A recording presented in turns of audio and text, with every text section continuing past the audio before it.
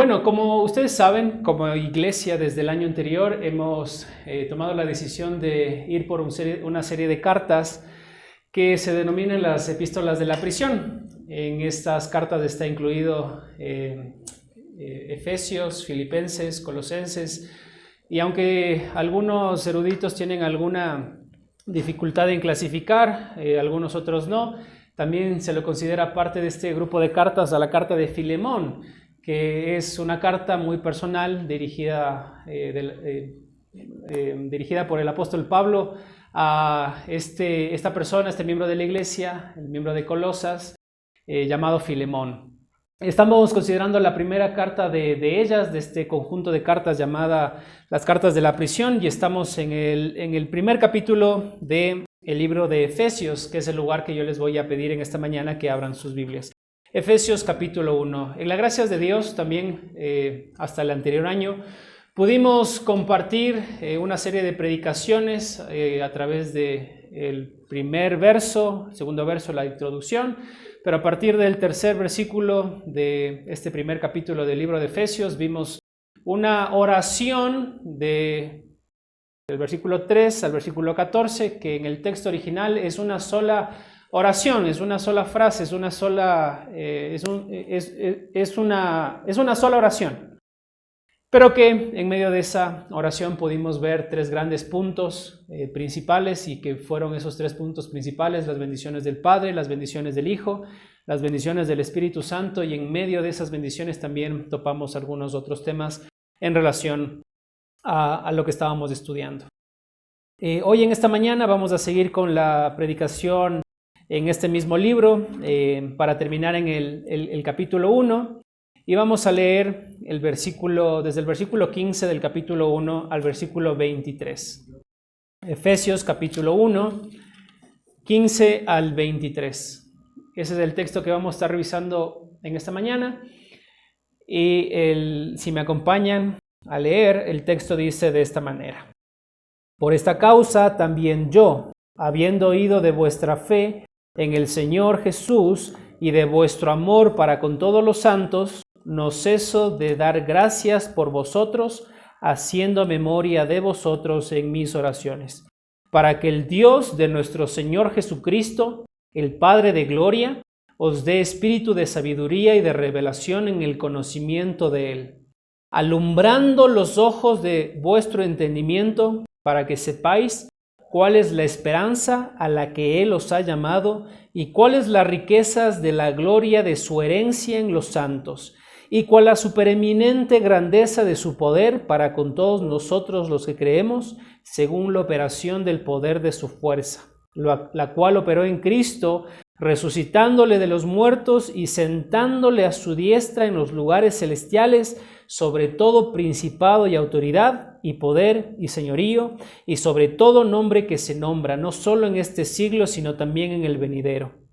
Y sometió todas las cosas bajo sus pies, y lo dio por cabeza sobre todas las cosas a la iglesia, la cual es su cuerpo, la plenitud de aquel que todo lo llena en todo. Amén. Vamos a estar revisando esta porción en esta mañana, como ya he dicho. Quizás para algunos de ustedes al leer este texto nos quedamos como, bueno, hablamos muchas cosas, acabamos de leer estos versículos, pero ¿qué quiere decir? ¿No es cierto? Porque nos quedamos con esto.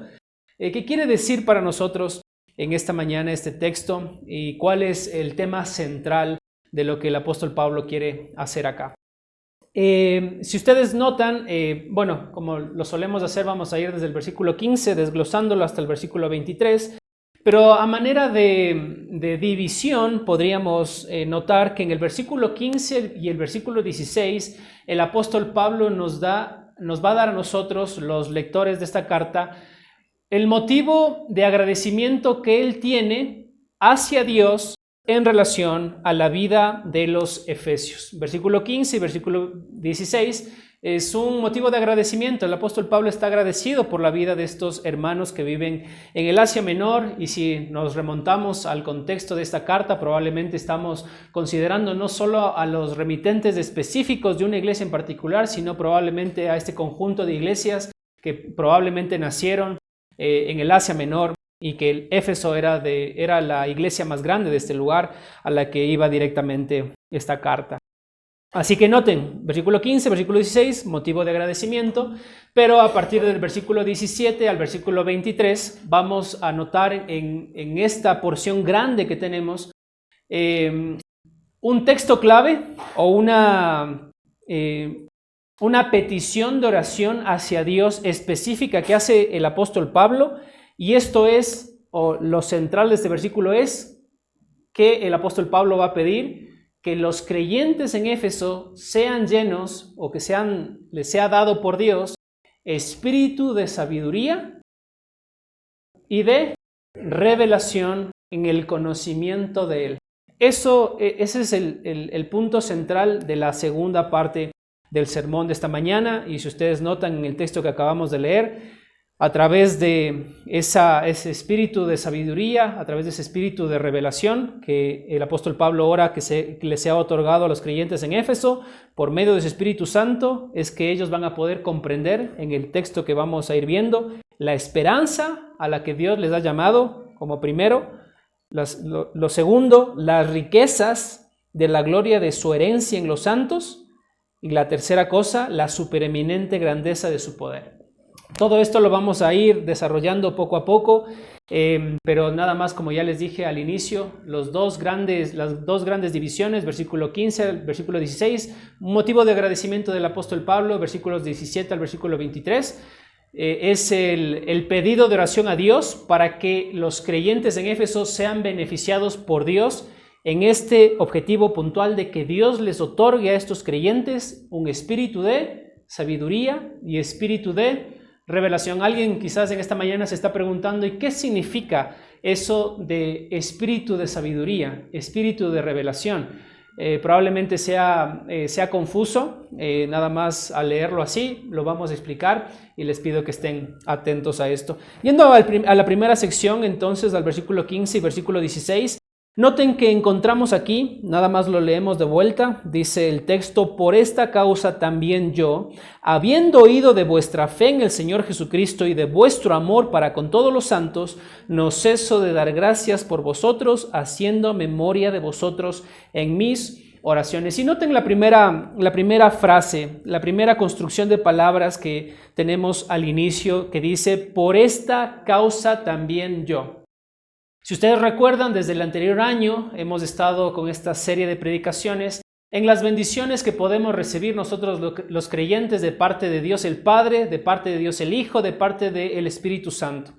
Lo vamos también a ir profundizando de acuerdo como vayamos avanzando en las próximas predicaciones, pero noten nada más que cuando hablamos de todas las bendiciones que hemos recibido de la Trinidad, en un sentido nos explota, por utilizar una expresión, la cabeza, el tratar de entender todas esas verdades fundamentales del Evangelio que el apóstol Pablo expone allí.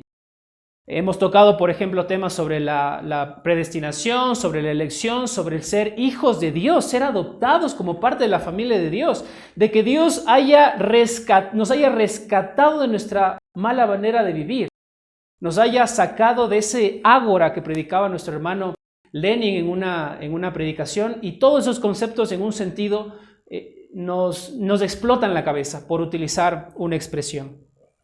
Y el apóstol Pablo en esta sección, de alguna manera, entendiendo que son estos conceptos muy profundos para nosotros, muy profundos para la iglesia, que en un sentido podemos entender quizás la superficie de lo que implican todos estos términos, el apóstol Pablo ora al Señor, pidiéndole al Señor en un sentido: Señor, por favor, da a la iglesia y danos como iglesia el poder entender, en un sentido, los misterios que tú expresas en tu pensamiento, en tu palabra. Ayúdanos a entender, ayúdanos a poder profundizar en estas grandes verdades. Por esto, por lo cual, por todo lo dicho antes, yo agradezco, dice el apóstol Pablo, la fe de estos hermanos en la iglesia de Éfeso, y agradece por la fe, y agradece ¿por qué? Por el amor que los creyentes en Éfeso también tienen con sus otros hermanos.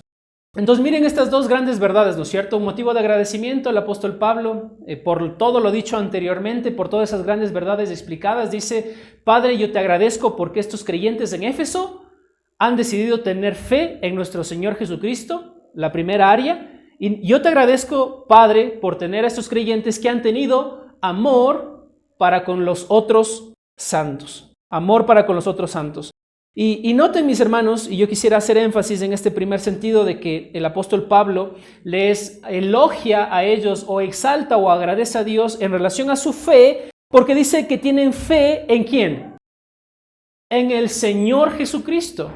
Y algo que a mí me llamaba la atención mientras estudiaba este pasaje es que una de las frases que más se repite en este libro que estamos estudiando es la frase el Señor Jesucristo.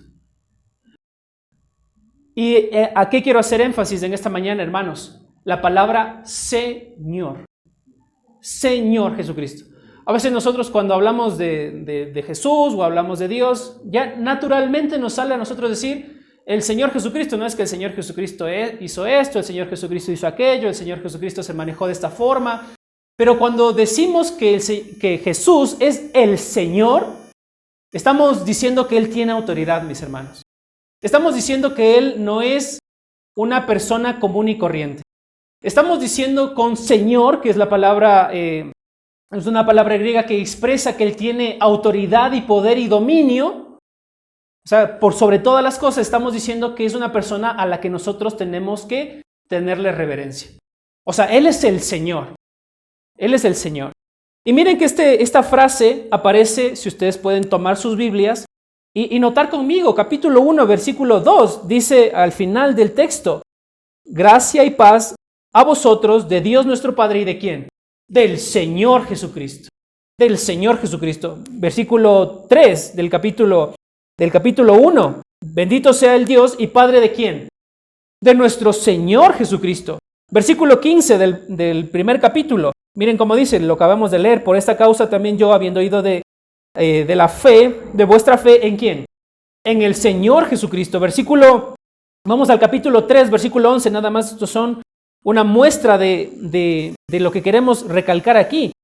Capítulo 3, versículo 11 dice: conforme al propósito eterno que hizo en Cristo Jesús, ¿nuestro qué? Nuestro Señor. Capítulo 5, versículo 20 dice estas palabras: dando siempre gracias por todo al Dios y Padre, en el nombre ¿de quién? De nuestro Señor Jesucristo. Capítulo 6, versículo 23, dice estas palabras: paz sea a los hermanos y amor con fe de Dios Padre y del Señor Jesucristo. Y el último versículo 24, la gracia sea con todos los que aman a nuestro Señor Jesucristo con amor inefable. Amén. Entonces, noten, mis hermanos, que no estamos delante de cualquier persona en esta mañana. Estamos delante del Señor Jesucristo. Señor Jesucristo. Ustedes notarán también que la anterior semana, mientras estábamos predicando, hacíamos hincapié de este ejemplo que yo les había puesto, de que nosotros nos subimos a un autobús y justo encontramos a una persona que está llorando. Nos acercamos a esta persona porque sabemos que probablemente esta persona necesita el evangelio. Vamos, nos acercamos, nos sentamos con esta persona, le predicamos el evangelio y esta persona responde: ok, quiero lo que tú me estás ofreciendo en esta mañana. Pero había dos opciones. Si esa persona se bajaba del autobús pensando en que ya había sido salvo por el Señor Jesucristo, pero se dirigía específicamente al mismo lugar de donde Cristo ya lo ha salvado, entonces probablemente esa persona no haya entendido verdaderamente el Evangelio. Porque si entendiste el Evangelio, esto es, que Cristo quiere perdonar tus pecados y entiendes tú cuáles son tus pecados, entonces no puede ser que bajándote del bus tú pongas un pie en la vereda y te conduzcas al mismo lugar donde estás pecando en contra de Dios. ¿Se acuerdan? O puede ser que nosotros, como creyentes que estábamos sentados al lado de esa persona, le hayamos predicado a un Jesucristo que no es Señor y solo es un Salvador. Como diciéndole a esta persona: Dios te quiere dar salvación a ti, pero Dios no le interesa lo que tú hagas con el resto de tu vida. Y les hago una pregunta, ¿Dios solo quiere darnos salvación o Dios sí está interesado con el resto de nuestra vida a partir del momento de nuestra salvación, hermanos? Dios está interesado. Y es por esto, mis hermanos, que nosotros no podemos eludir la verdad que aparece en este texto de que Jesucristo es el Señor. Porque Jesucristo no viene como si fueran algunos juguetes que conocemos de marcas comerciales que todo se vende por separado, o algunas cosas tecnológicas que todo tienes que comprar aparte. No. Haciendo alusión específicamente del Señor Jesucristo, Jesucristo no solo vino a este mundo para ser el Salvador del mundo, sino que Él es el Señor, Él es el dueño, Él es el que tiene la autoridad sobre todo el mundo, mis hermanos. Y cuánto más sobre aquellos que hemos decidido poner fe en Él, creerle a Él, venir a Él en arrepentimiento y fe. Así que, mis hermanos, el Señor Jesucristo no viene por separado, no solamente es Salvador de nuestras almas, no solamente es la persona que nos ofreció vida eterna, no, es aquel a quien nosotros le debemos reverencia, es aquel a quien nosotros le debemos gratitud, es aquel a quien nosotros debemos obedecerle y seguirle. Ese era el punto de la anterior predicación que compartimos aquí en el culto la anterior semana, mis hermanos. La razón por la que Él es Señor es porque es por la cual nosotros debemos obedecerle. ¿Se dan cuenta? Entonces, mis hermanos, alguno podría decir, quizás este término Señor del versículo 15 nada más hace referencia a la deidad de Cristo, pero no es eso para nosotros. Nosotros como creyentes debemos reconocer que Él está por encima de todas las cosas y que Él tiene el dominio de todas las cosas y cuánto más de mi vida, mis hermanos. Y esto concuerda o empata con otros versículos que encontramos en las Escrituras. Si ustedes por favor pueden abrir sus Biblias, en Romanos capítulo 10, versículo 9 dice estas palabras, hablando en relación de la salvación que viene después de confesar a Cristo. Dice estas palabras, si confesares con tu boca que Jesús, ¿qué es? Es el Señor. Es el Señor. Y creyeres en tu corazón que Dios le levantó de los muertos, entonces serás salvo. Entonces, vieron, Jesucristo como Salvador y Jesucristo como Señor no vienen por separado. Si Él es tu Salvador, mi hermano, Él es tu Señor. Y más adelante, Romanos capítulo 14, versículo 9, dice estas palabras, porque Cristo para esto murió y resucitó y volvió a vivir. Y miren cómo sigue. ¿Para hacer qué? Para ser Señor, así de los muertos como de los que viven. ¿Se dan cuenta? Nosotros, mis hermanos, si alguno piensa diferente, perdón por esto, pero la Biblia nos expresa a nosotros que Él es Señor desde el momento en el que nosotros lo tomamos como Salvador. Nosotros creímos en Él como Salvador y en ese preciso momento se volvió Señor para nosotros. Y si nosotros creímos en Él como el Señor de nuestras vidas es porque Él es nuestro Salvador. ¿Se dan cuenta? No vienen por separado estas dos grandes verdades. Es comprensible, mis hermanos, que una persona que recibe a Cristo quizás no tenga un entendimiento completo de quién es Él. Una persona que apenas acabó de escuchar del Evangelio y respondió a Cristo en arrepentimiento y fe, quizás, obviamente no va a venir con todos los requisitos que quizás nosotros, ya habiendo pasado tantos años en el Evangelio, entendemos que Dios nos pide. Pero aunque esta persona no entiende todos los requisitos, sí está dispuesta a someterse a Dios cuando viene a Cristo en arrepentimiento y fe. Y probablemente fue la experiencia que nosotros tuvimos cuando se nos fue presentado el Evangelio de Dios. Cuando a nosotros se nos presentó el Evangelio, probablemente nadie nos dijo específicamente, ¿sabes qué, Raúl? Tú tienes que dejar de ser un drogadicto. Sino que naturalmente tú dijiste, en términos generales, en lo más grande, las cosas que tú sabías que ya no tenías que hacer, las hiciste, no, las dejaste de hacer, no porque te dijeron que las dejes de hacer, sino porque naturalmente el Señor se convirtió en tu Salvador, se convirtió en tu Señor y tú dijiste, yo no puedo volver a seguir cometiendo ese pecado que deshonra a Dios de esa manera. Porque entendiste el Evangelio. Y si tú saliste de ese momento de que te predicaron el Evangelio y no abandonaste tu pecado, quizás estés viendo al Señor solo como tu Salvador, cuando Él es también tu Señor y tú deberías obedecerle. Nosotros deberíamos obedecerle, dejar todo y seguirle. Está dispuesto a someternos a Él, darle todo lo que nosotros somos, porque nada nos pertenece si no hubiese sido dado por Él. Entonces, mis hermanos, el apóstol Pablo en este primer sentido elogia a los creyentes porque han tenido ¿qué? Fe en el Señor Jesucristo. Pablo agradece. Pablo dice, estoy contento de que ustedes, mis hermanos, en Éfeso han decidido poner su fe no solamente en un Dios salvador, sino en el Señor Jesucristo, en aquel que ha salvado sus almas, en aquel que es su dueño, en aquel que les ha dado salvación, en aquel que ahora ustedes le deben todo a Él. Agradezco porque ustedes han puesto su fe en Él.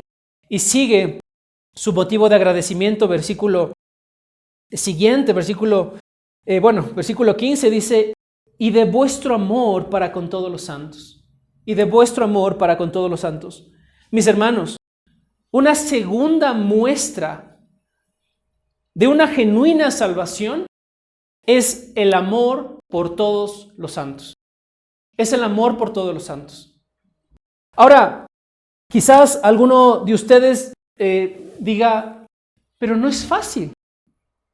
O sea, yo estoy aquí reunido en la iglesia, hemos tenido diferencias con tal o cual persona, yo estoy en desacuerdo en muchas cosas con tal o cual hermano y es difícil amarlo.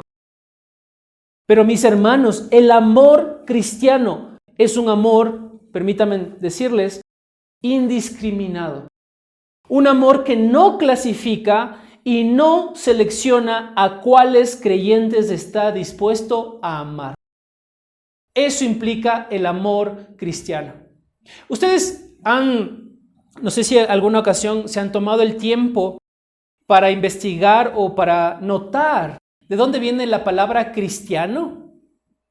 Nosotros nos llamamos cristianos, ¿cierto? No es que yo soy, ¿de qué bando eres? No, es que soy cristiano, ¿no es cierto? ¿Pero qué significa ser cristiano? Viene la palabra Cristo, ¿no es cierto? ¿Pero qué significa iano? ¿Saben lo que significa? Perteneciente a. Perteneciente a Cristo. Y la manera en la que el apóstol Pablo está diciendo aquí que muestran los que le pertenecen a Cristo su fe, su salvación, que Él es su Señor, ¿es en qué? En amar a sus hermanos. ¿De una forma qué? Indiscriminada. No selectiva. En amar a los que están aquí presentes.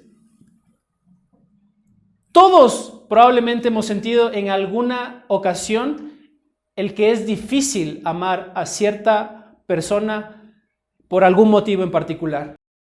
Pero nosotros, mis hermanos, como creyentes, no podemos utilizar esta frase que a veces estamos acostumbrados a decirla. Yo le amo a tal persona en el Señor. ¿Quién me ha dicho eso, cierto? O sea, como me cae mal, no le aguanto, pero la amo en el Señor. Como justificándose, ¿no es cierto? Así como, ya, pero la amo. Porque me toca, en pocas palabras. Pero mis hermanos, esa no es la clase de amor con la que nosotros somos llamados a amar a nuestros hermanos en la congregación cristiana. Y noten que es interesante porque el apóstol Pablo no les dice individualmente a los creyentes, Pablo está agradecido porque fulanito de tal es amoroso. Pablo está agradecido porque mi hermano que pertenece a tal grupo tiene fe y ama a los otros. No, está diciendo en conjunto, ¿se dan cuenta? ¿Ustedes aman a quién? Miren su texto. A todos los santos, sin discriminación. Amar en el Señor de verdad es una persona que ama al Señor y ama a las personas de la misma forma en la que ama a su Señor. Una forma auténtica y una forma sacrificada. Esa es la forma en la que nosotros debemos amarnos unos a otros. Noten, abren sus Biblias por favor en 1 de Juan capítulo 3 versículo 14. Miren cómo el apóstol Juan lo pone en este texto. muy claro para nosotros. Es más, debería chocarnos a nosotros este texto si nosotros no estamos amando a los hermanos.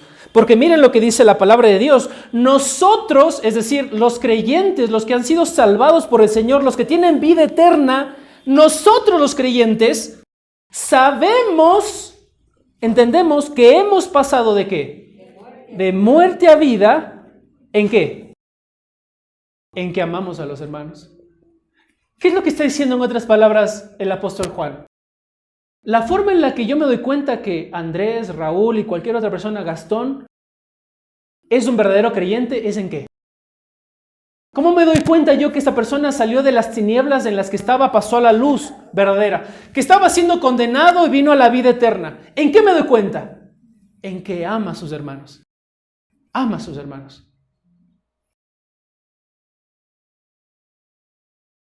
¿Se dan cuenta, mis hermanos? Miren un texto más, ahí mismo en 1 de Juan que ya estamos. Dice en el versículo 16 al 18 del capítulo 3, 1 de Juan del 3, del 16 al 18, dice esto.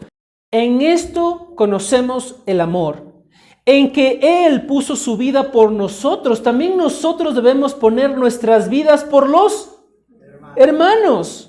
Y miren cómo es de chocante, porque esa es la intención de Juan en este texto. Pero el que tiene bienes en este mundo y ve a su hermano tener necesidad y cierra contra él su corazón, ¿cómo mora el amor de Dios en él? Hijitos míos, no amemos de palabra ni de lengua, sino de hecho y en verdad. ¿Cómo es el verdadero amor que se tiene que expresar hacia los hermanos? ¿Es un amor de palabra, hermanos? ¿Cuántas veces nosotros en nuestra experiencia personal hemos dicho cosas que están muy lejanas a nuestra realidad? Porque mis hermanos, en cierto sentido es verdad ese dicho que dice que la verdad pronunciada a la realidad hay una gran brecha, ¿no es cierto? Hay una gran brecha. Del dicho al hecho, y lo sabemos. Y en muchas ocasiones eso es una gran realidad, mis hermanos. Porque probablemente muchos de nosotros afirmamos que amamos a Dios, pero cuando regresamos a nuestras casas, la Biblia ni la ocupamos todos los días, ni la leemos. Decimos que queremos tener comunión con Dios, ni oramos. Decimos que amamos a los hermanos, no queremos venir a la iglesia para saludar a los hermanos. Decimos que queremos compartir el evangelio, pero cuando estamos en momentos críticos donde podemos compartir y hablar de Dios hacia las personas en las que estamos reunidos, no lo hacemos. Entonces, en un sentido, mis hermanos, sí es una gran verdad que a veces lo que nosotros decimos del sí, en realidad hay un no, mis hermanos. Pero noten lo que el apóstol Juan está diciendo acá. Mis hermanos, no amen de palabra, sino en hecho y en verdad. ¿Ustedes recuerdan, mis hermanos, que cuando el Señor Jesucristo estaba haciendo su ministerio terrenal, Él contó una historia en la que un padre de familia le pidió a su hijo que haga cierta tarea? Y dice que su hijo dijo, sí, yo voy a hacerla. Me pediste que haga tal tarea, papá, entonces lo voy a hacer. Pero al final, dice el Señor Jesucristo, ese hijo no hizo lo que el papá le pidió. Sigue la historia y el Señor Jesucristo cuenta, dice, y el segundo hijo de esta misma persona dice que también el padre le pidió algo para que haga en nombre del papá, pero él le respondió a su padre, no lo voy a hacer, no lo quiero hacer, y se enojó con su papá. Pero termina la historia diciendo que a pesar de que esa fue su primera reacción, lo hizo. ¿Cuál de los dos es el que hizo bien? Se pregunta. El que obró, mis hermanos. El que hizo algo con sus manos. No el que habló solamente. No el que dijo, ¿saben qué? Mis hermanos, vamos a tener tal actividad con los niños en la iglesia y yo me voy a disfrazar de conejito para hacerles, y sí, todos ya quedamos que te vas a disfrazar de conejito y el día en que tienes que venir de conejito, no vienes de conejito. No vale, ¿se dan cuenta? Todo lo que nosotros decimos, mis hermanos, con nuestra boca tiene que ser vivido en la realidad. Y en este caso específico del amor, nosotros podemos llenarnos la boca y decir, sí, yo tengo el corazón lleno de amor, pero si no amamos a nuestros hermanos, no nos estamos pareciendo al Señor. Y es más, estamos dando testimonio afuera de que probablemente nosotros no hemos sido trasladados de las tinieblas a la luz. Y una persona, mis hermanos, que no ame a su hermano en este contexto que estamos viviendo como iglesia, probablemente sea una buena evidencia que quizás esa persona no ha conocido verdaderamente al Señor. Pero ¿saben por qué, mis hermanos? Porque solo un verdadero creyente ha experimentado por parte del Señor el primero, ser lleno en su corazón, haber sido derramado en su corazón a través de Jesucristo, el amor que viene de Dios. Porque solo en esa medida, mis hermanos, nosotros podemos amar a nuestros hermanos. Y ya hemos dicho en algunas otras ocasiones, el Señor Jesucristo dijo en su ministerio, en esto conocerá el mundo que vosotros sois mis discípulos. ¿En qué? En el amaros los unos a los otros. El amaros los unos a los otros. Mis hermanos, es verdad que a veces es difícil amar personas. En ocasiones es complicado, en ocasiones no queremos, es verdad. Pero mis hermanos, el amor, y para los que están en alguna relación o los que están casados, ustedes saben que lo que sostiene nuestros matrimonios no es la emoción.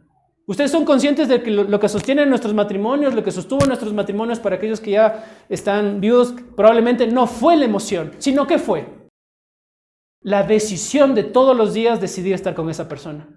No fue la emoción. Porque la emoción se va. Mis hermanos, está comprobado que en 2 años una relación pierde ese encanto. Pierde esa adrenalina.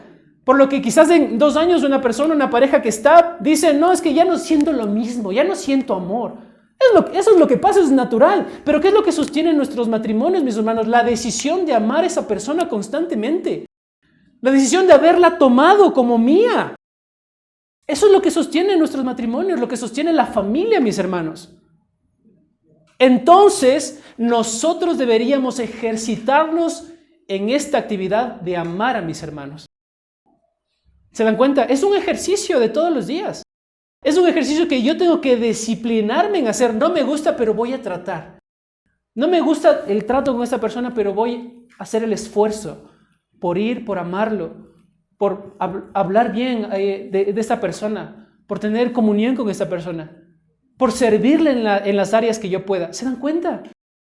Eso es amar a las personas en hechos y en verdad. ¿Saben por qué les digo, mis hermanos, que es un ejercicio el amor? Porque es esta misma iglesia la que aparece en Apocalipsis capítulo 2, versículos 2 al 4, que fue la iglesia que ¿qué hizo? ¿O qué le dice Dios? Yo tengo unas pocas cosas contra ti. ¿Y la que tengo cuál es? Que has abandonado a tu primer amor. ¿Se dan cuenta? Esta misma iglesia que aquí está siendo alabada por medio del apóstol Pablo, de que su fe y su amor es conocido por todo el mundo hasta llegar hasta Pablo, que estaba preso en Roma. O sea, si alguien conocía el amor de ellos, era toda la gente que había transcurrido hasta que llegase al apóstol Pablo. Y si Pablo se enteró allá, ¡wow! O sea, la gente está hablando de tu amor. Pero al final esa iglesia abandonó a su primer amor. Y el Señor le reclama en Apocalipsis, tengo esto contra ti, que me has abandonado. Entonces, noten, mis hermanos, el amor es un ejercicio diario. El amor es un ejercicio diario. Ahora, mis hermanos, eso en relación a lo que ya acabamos de decir, el agradecimiento, el motivo de agradecimiento que el apóstol Pablo presentó en estos textos. Pero vamos más adelante y revisemos ahora cuáles son aquellas peticiones que el apóstol Pablo hace a estos creyentes. Y miren lo que dice, lean conmigo de vuelta desde el versículo 17 al versículo 23. Dice estas palabras: para que el Dios de nuestro Señor Jesucristo, el Padre de gloria, os dé espíritu de sabiduría y de revelación en el conocimiento de Él, alumbrando los ojos de vuestro entendimiento, para que sepáis cuál es la esperanza a la que los ha llamado y cuáles son las riquezas de la gloria de su herencia en los santos y cuál la supereminente grandeza de su poder para con todos nosotros los que creemos, según la operación del poder de su fuerza, la cual operó en Cristo, resucitándole de los muertos y sentándole a la diestra en los lugares celestiales, sobre todo principado y autoridad y poder y señorío, y sobre todo nombre que se nombra no solo en este siglo, sino en el venidero. Y sometió todas las cosas bajo sus pies, y lo dio por cabeza sobre todas las cosas a la iglesia, la cual es su cuerpo, la plenitud de aquel que todo lo llena en todo. De manera que aquí miramos la petición específica que el apóstol Pablo hace en relación a los creyentes en Éfeso. ¿Y cuál es lo central de toda esta petición? ¿Cuál es el pedido objetivo principal de esta petición? Está en el versículo 17. Miren lo que dice. Para que el Dios de nuestro Señor Jesucristo, el Padre de gloria, os dé ¿qué? Espíritu de sabiduría y de revelación en el conocimiento de Él. En el conocimiento de Él. Probablemente algunos de ustedes, como dijimos al inicio, nos preguntamos, ¿no es cierto? ¿Qué significa eso de espíritu de sabiduría? ¿Qué significa eso de espíritu de revelación? Ahora, lo primero que tendríamos que preguntarnos ¿es acaso que el apóstol Pablo está orando hacia Dios para que los creyentes en Éfeso reciban al Espíritu Santo? Porque alguien podría tomar la palabra espíritu, que es la palabra en griego que se traduce como neuma, como tratando de decir, los creyentes en Éfeso no tienen al Espíritu, y como no tienen al Espíritu, entonces no pueden tener sabiduría, ni conocimiento, ni revelación. Entonces el apóstol Pablo está orando para que estas personas posean el Espíritu. Pero eso sería incorrecto, ¿saben por qué? Porque a través de la predicación que escuchamos de nuestro hermano José, del capítulo 1, versículos 3 y 14, ¿qué entendemos? El Espíritu Santo mora en la vida de los creyentes. Dice, habiendo oído la palabra de verdad, el evangelio de vuestra salvación, y habiendo creído en él, ¿qué dice que sucedió con nosotros los creyentes? Fuimos sellados con el Espíritu Santo de la promesa, es decir, el Espíritu Santo vino a ser morada en nosotros. De manera que los creyentes en este entonces ya tienen al Espíritu. Y entonces el apóstol Pablo no está orando para que esos creyentes reciban al Espíritu. Entonces, primera cosa, el Espíritu que está hablando acá no es el Espíritu Santo. Alguien también podría preguntar acá, ¿no es cierto? Entonces, ¿qué otro espíritu se podría referir? ¿Acaso se está refiriendo al espíritu de la persona? Porque todos nosotros somos una parte material y otra parte inmaterial. Entonces, ¿acaso se refiere al espíritu que nosotros poseemos? Pero también sería contradictorio porque todos nosotros cuando nacemos ya venimos por parte del Señor con un espíritu, de manera que sería medio raro que el apóstol Pablo ya grandes pida a Dios que se nos dé un espíritu de la clase, de ese tipo de espíritu que nos haga, que comparta, por ejemplo, nuestra naturaleza material y la inmaterial. Sería difícil de creer. Entonces, ¿qué significa esa palabra espíritu? Nos queda ahí flotando, ¿no es cierto? Bueno, gracias a algunos eruditos, algunos estudiosos, que la verdad que nosotros tenemos que pararnos sobre los hombros de ellos porque ellos han podido indagar un poco más. Entendemos que esta palabra que aparece aquí, espíritu, que es traducido como neuma, puede también hacer referencia a una disposición. Puede también significar una influencia. Puede también significar una actitud. Y yo considero que la mejor forma de poder traducir la palabra espíritu es la palabra disposición. Es la palabra disposición. Y si nosotros leeríamos una vez más el texto estaría diciendo que el apóstol Pablo ora hacia Dios, ¿para qué? Para que el Padre de gloria les dé una disposición ¿a qué? A la sabiduría. ¿Y una disposición a qué? a la revelación en el conocimiento de Él. Y esto sí, mis hermanos, empataría con lo que sigue diciendo el texto. Miren lo que dice el texto en el versículo 18.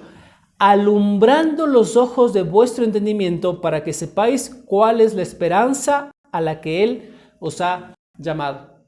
Ahora, noten esto. Si la palabra espíritu puede ser traducida en este sentido mucho más específico como disposición, entonces podríamos estar pensando en que lo que el apóstol Pablo está pidiéndole a Dios es que los creyentes ahí en Éfeso les pueda ser otorgado por Dios el tener una disposición a la sabiduría. Al ser sabio, al ser una persona que utiliza el conocimiento para tomar decisiones buenas en esta vida. Y una disposición no solamente a la sabiduría, que el principio de la sabiduría es el temor de Dios, sino también una disposición ¿a qué? A la revelación de Dios. Ahora alguien también podría preguntar en esta mañana, ¿pero qué significa la revelación de Dios? Si tú no has asistido a las clases de bibliología, vamos a iniciar a final de este mes, ya me adelanté los anuncios, vamos a seguir estudiando este tema, pero revelación implica, mis hermanos, la forma en la que Dios se ha dado a conocer. Cuando hablamos de revelación es la manera en la que Dios se da a conocer a las personas, se ha dado a conocer al mundo entero, se ha dado a conocer, cuanto más específicamente a través de su palabra, a los creyentes que tienen el Espíritu Santo para que puedan ser guiados por Él. Entonces miren lo que está diciendo Dios, el apóstol Pablo, te pido que los creyentes en Éfeso puedan tener una disposición a ser sabios y una disposición a revisar tu palabra. Te pido que los creyentes en Éfeso puedan tener la sensibilidad para escudriñar tu palabra y mirar en ella la verdad tuya. Y eso empata con lo que acabamos de decir. Y Señor, por favor, haz tú una obra a través del Espíritu Santo de ¿qué? Sigue el texto, de iluminación. Para que les resplandezca el Evangelio a estos hermanos que tienen esta disposición a mirar la palabra de Dios y ahí puedan entender, como dice el texto, para que sepáis la esperanza, las riquezas y la supereminente grandeza de tu poder. ¿Se dan cuenta que ahí empata todo? Oye, no sé si me fueron siguiendo, pero desen cuenta. O sea, no está hablando aquí de un espíritu externo, no está hablando la palabra espíritu como haciendo alusión a algún ser angelical. No, está haciendo alusión en este término que a través del estudio de estas personas podemos decir que puede ser traducido a disposición. Y lo que está orando aquí, lo que está orando el apóstol Pablo es que los creyentes en Éfeso tengan esta disposición a amar al Señor. Esta disposición aquí a escudriñar la palabra. Esta disposición aquí de mirar en ella la verdad de Dios y que Dios a su vez pueda ayudarles a resplandecerles el Evangelio ante los ojos de los que escudriñaron su palabra. Mis hermanos, les hago una pregunta a ustedes en esta mañana. ¿Cuántos de ustedes no han experimentado en algún momento de su vida al leer el texto de la Biblia como que Dios mismo les está hablando? Como que el texto te salta a los ojos. Y dices, gracias Señor por eso. ¿Cuántos de ustedes han experimentado eso? Esa es la iluminación del Espíritu Santo. ¿Saben por qué, mis hermanos? Porque en 1 de Juan capítulo 2 versículo 27 dice que nosotros tenemos no solamente la palabra de Dios, aquí expresada o impresa incluso en nuestro propio idioma, sino tenemos al mejor maestro, mis hermanos. ¿Y ese mejor maestro cuál es? El Espíritu Santo de Dios. ¿Se dan cuenta? Entonces, noten las palabras del apóstol. Tengan una disposición a ser sabios. Padre, yo oro para que mis hermanos en la iglesia, y pongámoslo en nuestro contexto, para que los hermanos en Siloé tengan una disposición a ser sabios. Su palabra está llena de verdades suyas. Si la iglesia de Siloé se manejara por esos principios, le va a ir bien. Señor, dales esa disposición para mirar en tu revelación.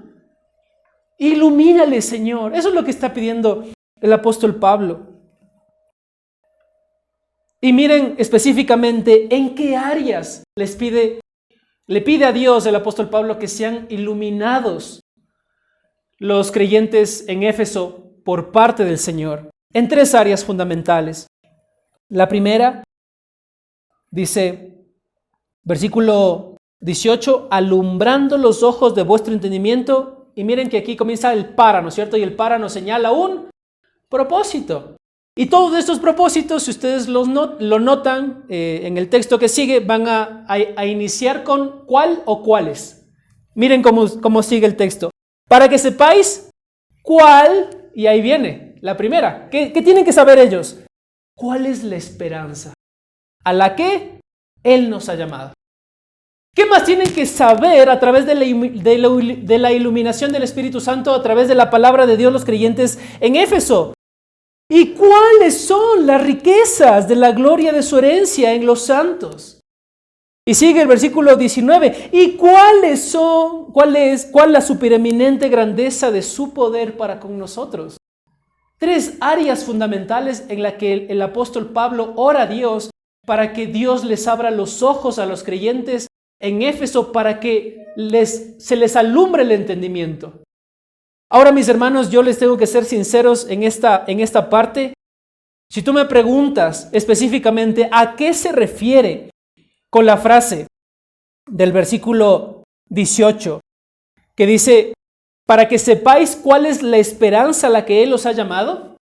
Y si me preguntas qué es lo que está diciendo específicamente con las riquezas de la gloria de su gracia, y me vuelves a preguntar, ¿y qué es lo que específicamente está diciendo? ¿Y cuál la supereminente grandeza de su poder? Yo te diría, por favor, dile al apóstol Pablo que siga orando por los creyentes de ahora, porque necesitamos la iluminación de Dios. Necesitamos la iluminación de Dios. Porque, mis hermanos, nosotros de veras que necesitamos la iluminación de Dios para entender, para tratar de llegar, aunque sea a la superficie en nuestra mente racional dada por el Señor, para tratar de comprender cuál es la esperanza a la que Él nos ha llamado. Mis hermanos, si nosotros de veras, aunque sea en parte, entendiéramos cuál es la esperanza a la que Él nos ha llamado y todo lo que Él ha hecho desde la eternidad, por las bendiciones del apóstol Pablo, las bendiciones del Padre, desde el inicio de la eternidad, desde antes de la fundación del mundo, si entendiéramos en algo el pensamiento de Dios para llegar a ser conscientes de que Él me salvó por algo, entonces yo en mi vida no trataría de seguir viviendo mi vida para mí mismo. Si en algo entendiese yo la profundidad del pensamiento de lo que quería hacer conmigo Cristo al salvarme, entonces no estaría luchando constantemente por vivir o bien para mí mismo o bien para el Señor. Si yo entendiera en algo, mis hermanos, esa esperanza, esas riquezas, ese lugar de privilegio que hemos sido colocados por el Señor a ser parte de su familia como sus hijos, y si en algo conociéramos el poder de Dios, mis hermanos, todos los que estamos aquí presentes viviríamos para el Señor el resto de nuestras vidas. Y no estaríamos luchando constantemente no es que yo quiero hacer mi voluntad y me enfrento al Señor porque Él me está mostrando otra cosa. ¿Se dan cuenta? Si en algo conociésemos y gustásemos de esas riquezas, de esa herencia, y que ya lo disfrutamos a través del Espíritu Santo de nosotros, pero si en algo más profundamente disfrutásemos de eso, llegaríamos a entender, llegaríamos a comprender que estamos en este mundo para glorificar a Dios, vivir para Él. Como predicamos la anterior semana, para cumplir con el propósito más grande que tenemos, que no somos nosotros mismos, sino que es ir y alcanzar al mundo con el Evangelio de Cristo.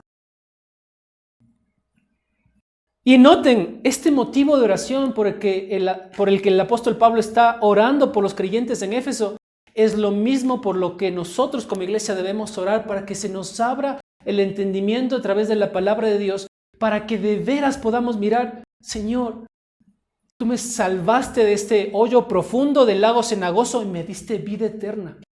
Y en algo quiero entender, o en algo hazme experimentar, aunque sea un piquete de lo que serían las llamas de fuego del infierno, para que me dé cuenta de lo que me libraste, Señor. ¿Se dan cuenta? A ese punto. Si en algo viviésemos de donde el Señor Jesucristo nos rescató, mis hermanos, en algo podríamos estar conscientes de la bendición gloriosa que nos ha dado en Cristo Jesús, del cielo eterno que nos ha ofrecido. Y deberíamos orar nosotros, mis hermanos, para tratar de entender esa herencia que tengo en Cristo. Y noten la última, esta frase del versículo 19, la supereminente grandeza de su poder. Mis hermanos, nosotros no entendemos en todo lo que significa o todo lo que es, mis hermanos, el poder de Dios. No sabemos lo que es. Quizás alguno de nosotros haya tenido la experiencia, probablemente en su vida, de haber sido librado de algo muy difícil, de una enfermedad o de algo puntual así específico, y en algo dices, wow, mira, qué poderoso que fue Dios para incluso sacar esas células o transformar esta situación o hacer lo que Dios hizo en esa circunstancia para haberme librado de una condenación, pero tenaz. Y en algo quizás experimentamos en un sentido el poder de Dios.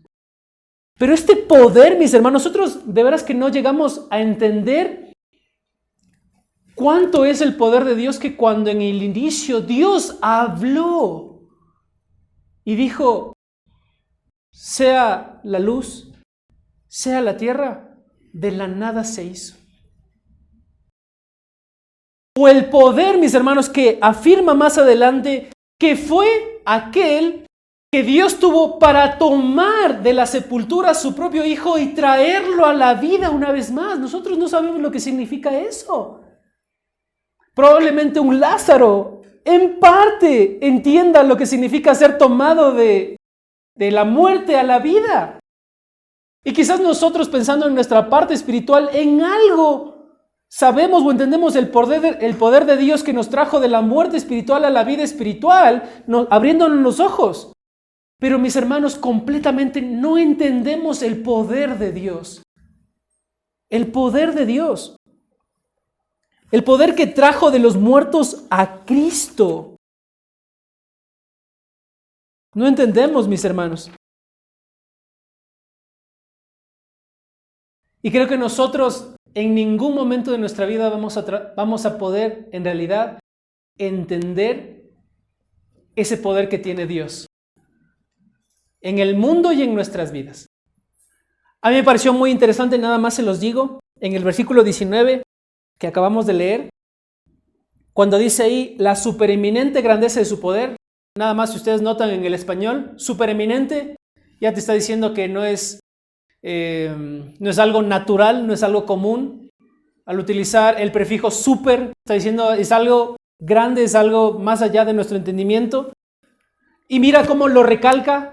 Nota, todo este versículo es como que trata de hacernos notar que no vamos a llegar a entender el poder de Dios.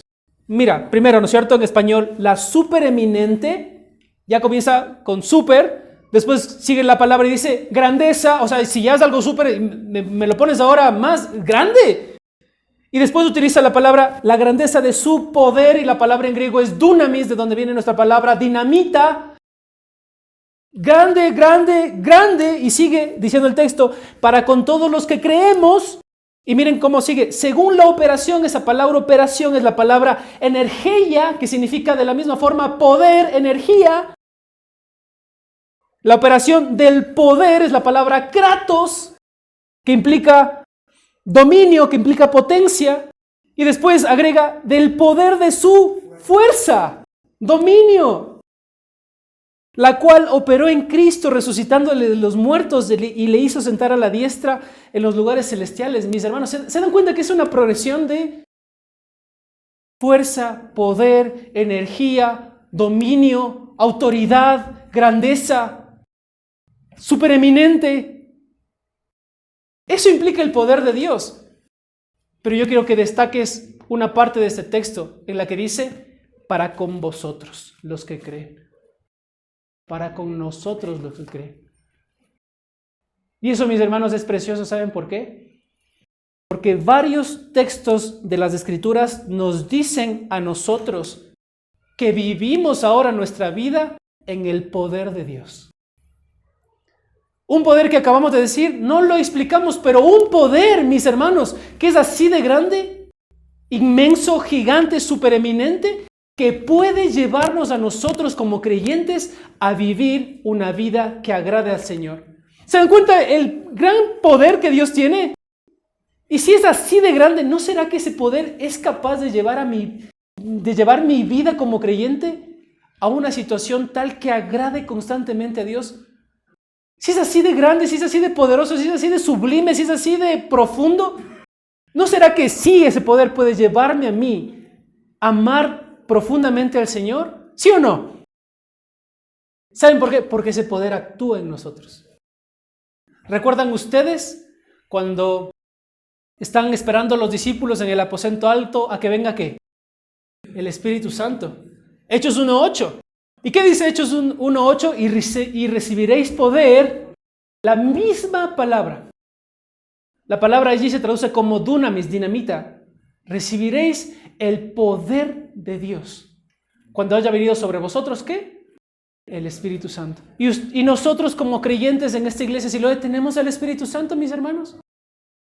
¿Dónde estará ese poder en nosotros? ¿En qué cavidad de nuestro cuerpo? No entendemos, al igual que nosotros no entendemos cómo es que la tercera persona de la Trinidad mora en nosotros. ¿Dónde mora el Espíritu Santo en nosotros? ¿En qué cavidad? ¿En la pleura? ¿En el pericardio? ¿En dónde habita? No entendemos, no hay una ubicación específica, pero sabemos espiritualmente que Dios nos ha hecho morada del Espíritu Santo. Y espiritualmente también sabemos que Dios nos ha dado poder. Y vivimos en el poder de Dios. El mismo poder que Dios utilizó para levantar a Jesús de entre los muertos y el mismo poder que Dios utilizó para ahora tener a Cristo sentado a su diestra en el cielo. Esa clase de poder, mis hermanos. ¿Vieron que es difícil tratar de, en un sentido, entender ese poder que Dios nos ha dado? Por eso el apóstol Pablo puede decir en 2 Corintios 4:7, pero tenemos este tesoro en vasos de barro, este poder, esta excelencia, y miren cómo sigue el texto, para que la excelencia del poder sea de Dios y no de nosotros. Mis hermanos, un vaso de barro, utilizando el texto acá, podría contener un relámpago. En nuestro contexto, lamentablemente vivimos en esta semana, una persona falleció, un estudiante falleció que le cayó un rayo. Un vaso de barro, nos damos por ese ejemplo cuenta que no puede contener esa clase de, no sabemos cuántos watts, no sé si alguien sepa, probablemente sí. Cuántos watts, cuántos amperios, cuánto voltaje tenga un rayo, pero si ese poder no pudo ser contenido por una persona, y nosotros somos vasos de barro y nos estamos dando cuenta del gran poder que Dios ha hecho morar en nosotros, entonces podemos entender, mis hermanos, que incluso el no ser destruidos, el no ser quebrados, el no ser rotos por ese poder es porque Dios mismo sostiene a cada creyente para que la excelencia sea de Dios y no de nosotros.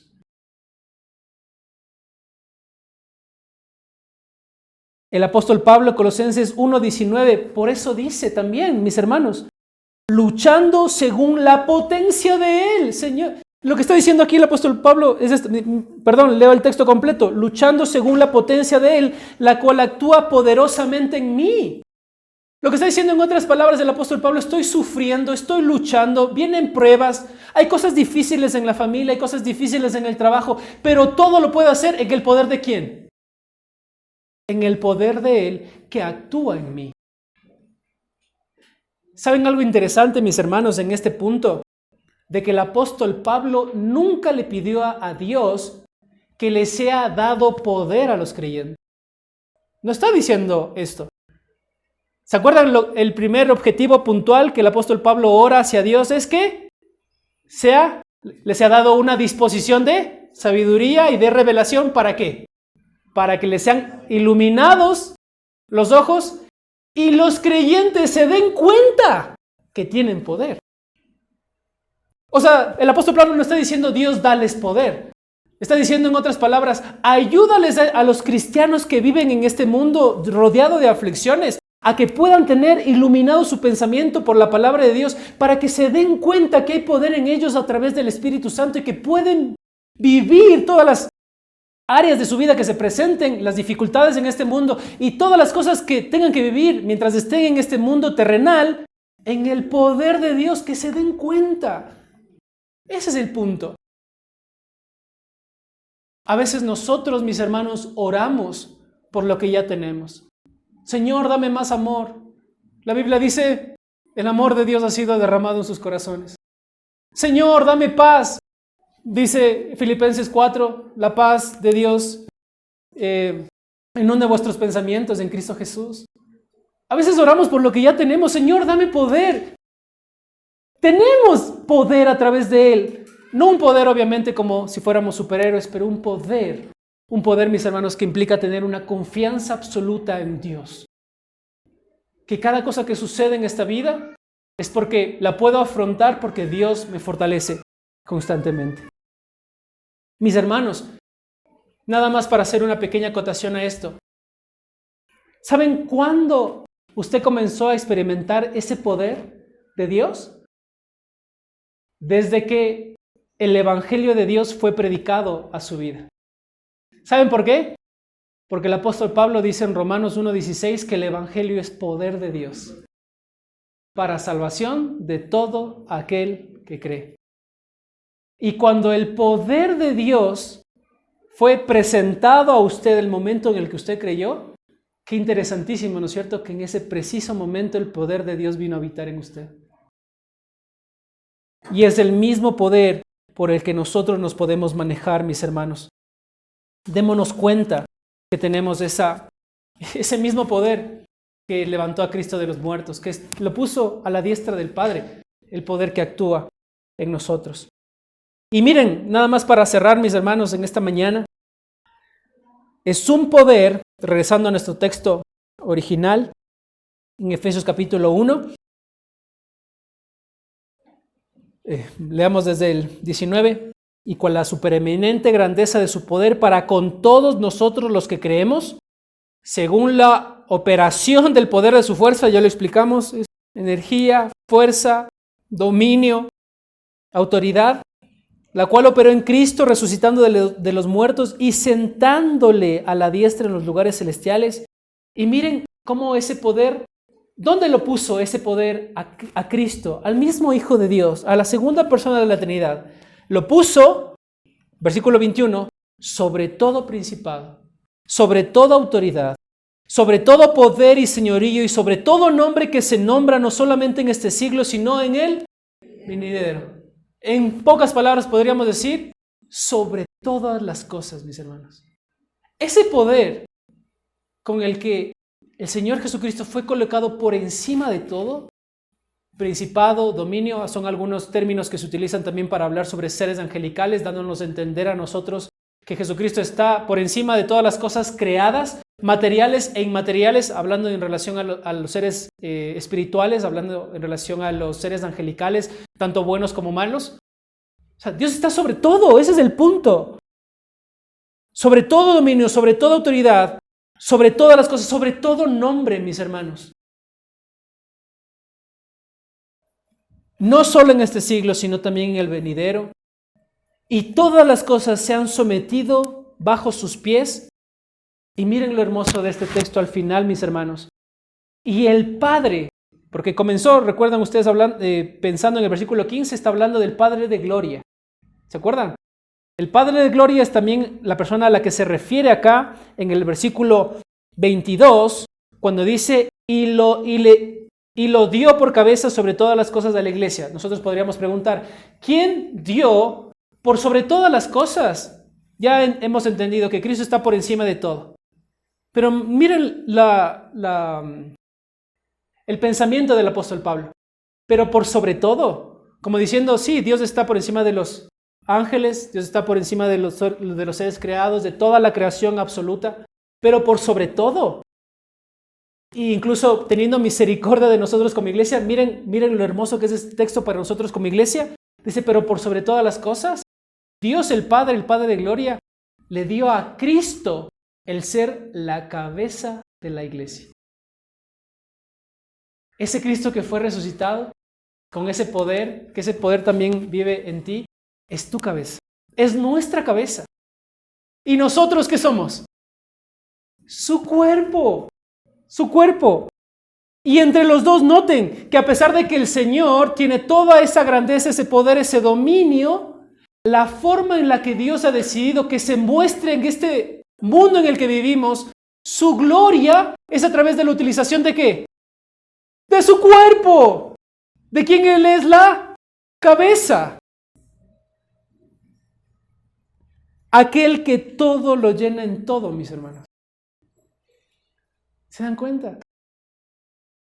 En un principio, mis hermanos, déjame serles sinceros, esta predicación iba a enfocarse en la oración. Porque el apóstol Pablo está haciendo aquí una oración y dije, bueno, hablemos sobre la oración. Pero después de leer todo este texto y tratar de investigar un poco lo que está haciendo el apóstol Pablo aquí, el centro de todo este texto, la intención del apóstol Pablo para la iglesia de Éfeso en particular en este primer siglo es iglesia despierta. Iglesia, trata de entender en la gracia de Dios todo lo que Él ya te ha dado. Versículo 3 al versículo 14, muchas verdades que es necesario que las profundicemos más. Y después de haberle dado una metralleta el apóstol Pablo en esos primeros versículos del 3 al 14 de doctrinas tan fundamentales, es como que el apóstol Pablo se frena un poco y dice, no sé si esto lo dijeran los hermanos en Éfeso. Y Señor, por favor, permíteles a estos hermanos que tengan un espíritu, una disposición a la sabiduría y a la revelación para que puedan llegar a entender aquellas grandes verdades que tienen delante de sus ojos a través de la palabra. Ese es el punto central de esto, mis hermanos. Que nosotros podamos salir de este lugar entendiendo que necesito leer la palabra de Dios.